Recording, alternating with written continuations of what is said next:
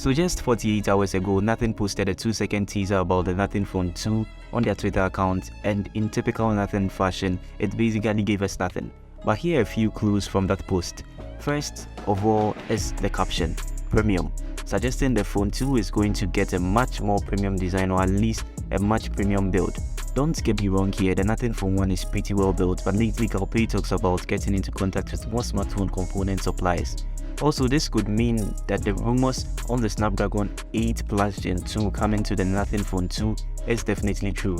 The video shared on the Nothing Twitter account features a subtle red light intermittently flickering, though it remains uncertain which LED on the back of the phone it corresponds to. Regardless of the specific LED, the Phone 1 was definitely known for its distinctive design, and the Phone 2 appears to be following suit in that aspect. The glyph interface, or the glyph, could see some changes. However, it is possible Nothing could just make the lights brighter and more power efficient. They could have some new capabilities too.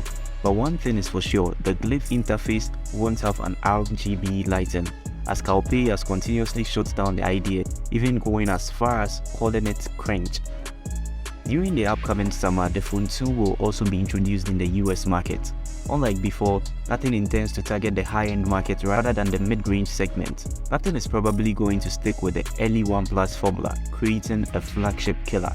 Nothing CEO Calpay has previously emphasized on the importance of launching the Phone 2 in the US, and soon we will witness the extent of the Phone 2's success in the US market as it debuts later this summer. So, as of now, we pretty much still have nothing. But just as last year, Nothing will keep teasing us with these weird snippets until the release of the Phone 2. So don't forget to like and subscribe, and I'll be back when I find something new.